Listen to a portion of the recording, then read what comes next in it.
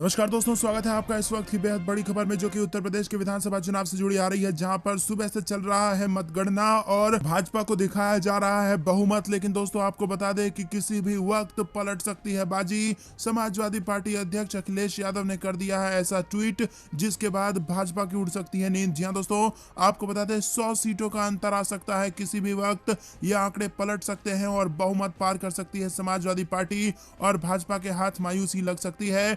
नतीजों के बीच सपा ने किया है दावा कि 100 सीटों पर अंतर 500 वोटों से भी कम है, और इसीलिए डटे रहे कार्यकर्ता। जी हां दोस्तों, बेहद बड़ी खबर आ रही है, पल पल की अपडेट्स आपको देंगे, लेकिन उससे पहले वीडियो लाइक करके अपना समर्थन दर्ज कराना मत भूलिए, और कमेंट में हमें बताइए कि किसकी बन रही है सरकार। दोस्तों, शाम तक का इंतजार करना होगा, क्योंकि आपको बता दें कि चुनाव के आ रहे नतीजों के बीच समाजवादी पार्टी की ओर से ट्वीट किया गया है कि 100 से ज्यादा सीटों पर वोट का अंतर 500 से भी कम का है। सपा ने अपने ट्वीट में लिखा कि उत्तर प्रदेश विधानसभा चुनाव के रुझानों में 100 सीटों का अंतर 500 वोटों के करीब है, और समाजवादी पार्टी गठबंधन के कार्यकर्ताओं, पदाधिकारियों एवं नेताओं से अपील की है कि वो अब भी सतर्कता बनाए रखें। इसी के साथ दोस्तों, आपको बता दें कि जिन विधानसभा सीटों पर समाजवादी पार्टी गठबंधन प्रत्याशी आगे चल रहे हैं, उन विधानसभा सीटों का विस्तृत ब्यौरा चुनाव आयोग की वेबसाइट पर अपलोड अत्यंत धीमी गति से हो रहा है। संज्ञान ले चुनाव आयोग और तत्काल अपलोड कराए ब्यौरा, ये भी ट्वीट किया गया है समाजवादी पार्टी के ट्विटर हैंडल द्वारा। तो दोस्तों, आपको बता दें कि यहां पर उत्तर प्रदेश में किसी भी वक्त पलट सकती है बाजी, और पलट सकती है उत्तर प्रदेश की सत्ता। और जो शुरुआती रुझान अभी है, जिसमें भाजपा को जीतता दिखाई दे रहा है, उसमें 100 सीटें ऐसी हैं दोस्तों जहां पर बहुत करीबी मामला है, 500 वोटों का अंतर है, और अब ये समाजवादी पार्टी की तरफ भी मुड़ सकता है। दोस्तों, इसी के साथ दूसरी बड़ी खबर जो आ रही है, उसमें आपको बता दें कि यूपी में मंत्रियों का हाल है बुरा। डिप्टी सीएम केशव प्रसाद मौर्य चल रहे हैं पीछे, और उपेंद्र तिवारी भी चल रहे हैं पीछे। जी हां दोस्तों, उत्तर प्रदेश में इस बार मुख्यमंत्री योगी आदित्यनाथ के साथ उनके कई मंत्रियों की प्रतिष्ठा दांव पर है, और उप मुख्यमंत्री केशव प्रसाद मौर्य सिराथू से, सिद्धार्थनाथ सिंह इलाहाबाद पश्चिम से, श्रीकांत शर्मा मथुरा सीट से, और औद्योगिक विकास मंत्री कानपुर की महाराजपुर सीट से चुनावी मैदान में है। लेकिन आपको बता दें कि 400 वोट से पीछे चल रहे हैं इस वक्त। अभी अभी आई खबर के मुताबिक सिराथू सीट से मौर्य पीछे चल रहे हैं। जी हां दोस्तों, डिप्टी सीएम केशव प्रसाद मौर्य पीछे चल रहे हैं, और उनको सपा की प्रत्याशी पल्लवी पटेल हराती हुई नजर आ रही हैं। इसी के साथ दोस्तों, अगली खबर अयोध्या से भी आ रही है। अयोध्या इलेक्शन 2022 में रामनगरी अयोध्या में भाजपा को लग रहा है झटका। एक सीट पर सेंधमारी करती दिख रही है समाजवादी पार्टी। जी हां दोस्तों, श्री रामनगरी अयोध्या में 5 में से 4 सीटों पर भाजपा आगे चल रही है, लेकिन एक सीट ऐसी है जहां पर समाजवादी पार्टी बढ़त बनाए हुए है। अयोध्या की प्रतिष्ठा परक अयोध्या सीट पर भाजपा के वेद प्रकाश गुप्त बढ़त बनाए हुए हैं, और उनके मुकाबले समाजवादी पार्टी के तेज नारायण पांडे पवन पीछे चल रहे हैं। लेकिन आपको बता दें दोस्तों कि अयोध्या में भी एक सीट ऐसी है जहां पर समाजवादी पार्टी आगे चल रही है, और अयोध्या में भी सेंध लगा रही है समाजवादी पार्टी। वहीं बात की जाए अखिलेश यादव की, तो 26,000 वोटों से आगे चल रहे हैं करहल सीट से अखिलेश यादव, और एक तरफा मुकाबला समाजवादी पार्टी के पक्ष में होता जा रहा है। जी हां दोस्तों, यूपी हॉट सीट करहल पर मतगणना होने के बाद पहले पोस्टल बैलेट गिने, और उसके बाद जब धीरे धीरे ईवीएम खुला, तो समाजवादी पार्टी के नेता अखिलेश यादव की जीत का अंतर बढ़ता गया, और अभी इसी वक्त जो खबर आ रही है उसके मुताबिक 26,000 से ज्यादा वोटों से वो जीत दर्ज करा रहे हैं करहल में। तो दोस्तों, भाजपा के मंत्रियों की हालत खराब है, वो पीछे चल रहे हैं। अखिलेश यादव 26,000 वोटों से आगे चल रहे हैं, और इसी वक्त जो ताजा ट्वीट किया गया है उसमें कहा गया है कि 100 सीटों का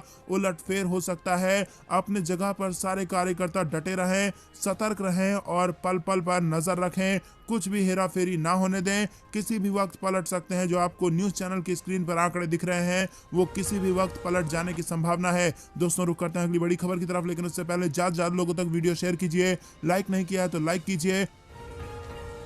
बनारस में ईवीएम विवाद में की गई है बड़ी कार्रवाई। चुनाव आयोग के निर्देश पर नोडल अधिकारी एडीएम को कर दिया गया है सस्पेंड।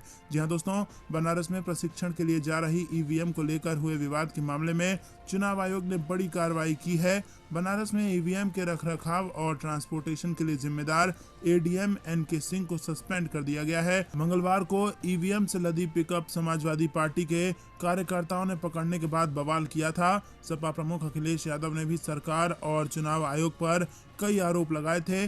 मामले का वीडियो सोशल मीडिया पर तेजी से वायरल होने के बाद निर्वाचन आयोग ने जिला प्रशासन से रिपोर्ट मांगी थी और इसी रिपोर्ट को चुनाव आयोग भेजा गया था। वहां से मिले निर्देश के बाद एनके सिंह को सस्पेंड कर दिया गया है। निर्वाचन आयोग ने माना है कि ईवीएम के ट्रांसपोर्टेशन में गाइडलाइन का पालन नहीं किया गया है और इससे पहले जिला प्रशासन ने भी एनके सिंह को ईवीएम के नोडल अफसर के पद से हटाते हुए उन्हें निर्वाचन के कार्यों से अलग कर दिया है और उनके मतगणना केंद्र जाने पर भी रोक लगा दी है। पूरे विवाद के लिए प्रशासन ने माना कि पहाड़िया मंडी स्थित मतगणना स्थल से मंगलवार को बिना किसी सूचना के प्रशिक्षण के लिए ईवीएम ले जाई गई थी। दोस्तों रुक करते हैं अगली बड़ी खबर की तरफ। पंजाब के सभी जिलों में धारा 144 लागू, विजय जुलूस पर भी लग गया है रोक। जी हां दोस्तों, पंजाब में विधानसभा चुनाव के बाद मतगणना अब हो रही है और मतगणना को ध्यान में रखते हुए पंजाब के सभी जिलों में सीआरपीसी की धारा 144 लागू कर दी गई है और इसके साथ साथ मतगणना केंद्रों के बाहर लोगों को इकट्ठा होने पर प्रतिबंध लगा दिया गया है। पंजाब के मुख्य चुनाव अधीक्षक करुणा राजू ने कहा कि मतगणना के लिए सभी आवश्यक प्रबंध किए गए हैं और चुनाव आयोग के निर्देश के अनुसार केवल 2 लोग ही विजयी उम्मीदवार या उसके आधिकारिक प्रतिनिधि के साथ प्रमाण पत्र लेने के लिए मतगणना केंद्र में जा सकते हैं। इसके अलावा विजय जुलूस निकालने पर भी रोक लगा दी गई है। उन्होंने कहा कि मतगणना के मद्देनजर जिला निर्वाचन अधिकारी की ओर से सभी जिलों में धारा 144 लगा दी गई है और मतगणना केंद्रों के बाहर लोगों के इकट्ठा होने पर रोक लगा दी गई है। उन्होंने कहा कि गुरुवार को सुबह 8 बजे से 66 स्थानों पर बने 117 केंद्रों पर मतगणना शुरू है। दोस्तों रुक करते हैं अगली बड़ी खबर की तरफ। हर विधानसभा क्षेत्र में 5 मशीनों की वीवीपैट पर्ची भी गिनी जाएगी। जी हां दोस्तों, आपको बता दें कि यूपी विधानसभा चुनाव के नतीजे कुछ ही देर में स्पष्ट होने वाले हैं और ऐसे में सभी राजनीतिक दलों के साथ ही प्रशासनिक मशीनरी ने अपनी तरफ से तैयारियां पूरी कर ली है। लखनऊ स्थित निर्वाचन कार्यालय से जिला निर्वाचन अधिकारियों को काउंटिंग को लेकर खास निर्देश जारी कर दिए गए हैं। सभी जिले में सुबह 8 बजे से मतों की गिनती शुरू हो जाएगी। सबसे पहले पोस्टल बैलेट गिने जाएंगे। पोस्टल बैलेट की गिनती के बाद इलेक्ट्रॉनिक वोटिंग मशीन में पड़े मतों की गिनती की जाएगी और हर विधानसभा क्षेत्र में 5 मशीनों की वीवीपैट पर्ची की गिनती भी की जाएगी। माना जा रहा है कि 9 बजे से सभी सीटों का रुझान आने लगेगा।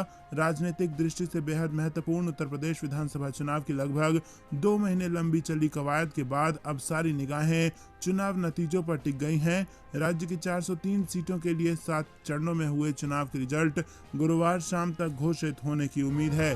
दोस्तों रुक करते हैं अगली बड़ी खबर की तरफ। अखिलेश यादव के ईवीएम चोरी के आरोप के बाद बनारस समेत 3 जगहों के अधिकारियों पर कार्रवाई। जी हां दोस्तों, आपको बता दें कि यूपी में विधानसभा चुनाव के नतीजों से पहले इलेक्ट्रॉनिक वोटिंग मशीन से जुड़े 3 मामले में कार्रवाई की गई है। बनारस में ईवीएम चोरी के आरोप के मामले में एडीएम रैंक के अधिकारी को हटाया गया और इसी क्रम में बरेली में मतगणना स्थल पर कूड़े की गाड़ी में पोस्टल बैलेट मिलने पर सपा कार्यकर्ताओं के हंगामे के बाद जिला प्रशासन ने आरओ एसडीएम बहेड़ी पारुल तरार को हटा दिया है और यहां पर एक अन्य मामले में सोनभद्र में एसडीएम को हटाया गया है। प्रशासन ने माना है कि ईवीएम को लेकर नियमों का पालन नहीं किया गया। बता दें कि समाजवादी पार्टी के कार्यकर्ताओं ने बनारस की काउंटिंग सेंटर से ईवीएम मशीनों को ले जाते हुए पकड़ा था। बनारस की कमिश्नर ने इस मामले में चूक को स्वीकार भी किया था। बाद में चुनाव आयोग और बनारस के प्रशासन ने सफाई देते हुए कहा था कि वोटिंग में इन ईवीएम का इस्तेमाल नहीं किया गया था। अधिकारियों ने दावा किया था कि इन ईवीएम को ट्रेनिंग के लिए ले जाया जा रहा था। विधानसभा चुनाव के नतीजे कुछ ही देर में स्पष्ट हो जाएंगे। ईवीएम की मूवमेंट के मामले ने विवाद खड़ा कर दिया है और सपा प्रमुख अखिलेश यादव ने आरोप लगाया बनारस में ईवीएम मशीनों को अवैध रूप से ले जाया गया और अब समाजवादी पार्टी की ओर से एक वीडियो जारी किया गया है जिसमें अधिकारी ने स्वीकार किया है कि खामियां थीं और बनारस के कमिश्नर दीपक अग्रवाल ने मंगलवार शाम पत्रकारों से बात करते हुए स्वीकार किया कि ईवीएम की आवाजाही के प्रोटोकॉल में चूक हुई थी। हालांकि उन्होंने कहा कि ये मशीनें सिर्फ ट्रेनिंग के उद्देश्य से लाई गई थी। दोस्तों क्या है सच्चाई, कमेंट करके जरूर बताइए। क्या हार के डर से बौखला कर ये सब करवाया जा रहा है? क्या कुछ आपको लगता है? कमेंट में अपनी राय हम तक पहुंचाइए, लेकिन वीडियो लाइक करना मत भूलिएगा। रुक करते हैं अगली बड़ी खबर की तरफ। पेट्रोल, डीजल, सोना चांदी के साथ कई चीजों में महंगाई से बढ़ेगी आम जनता की मुश्किलें। जी हाँ दोस्तों, रूस और यूक्रेन युद्ध से सिर्फ सोना चांदी या कच्चा तेल ही प्रभावित नहीं है, इसने पूरी अर्थव्यवस्था पर असर डाला है। हालात ऐसे ही रहे तो आने वाले समय में पेट्रोल, डीजल, अनाज, निर्माण विनिर्माण क्षेत्र में इस्तेमाल से कच्चा माल भी महंगे हो रहे हैं और इससे खाने पीने की वस्तुओं में महंगाई हो सकती है। दुनिया भर के देशों में महंगाई को काबू में करने के लिए ब्याज दरों में बढ़ोतरी का रुख भी दिखने लगा है। भारत में भी ब्याज दरें बढ़ी तो आपकी होम लोन, कार लोन या पर्सनल लोन की ईएमआई भी बढ़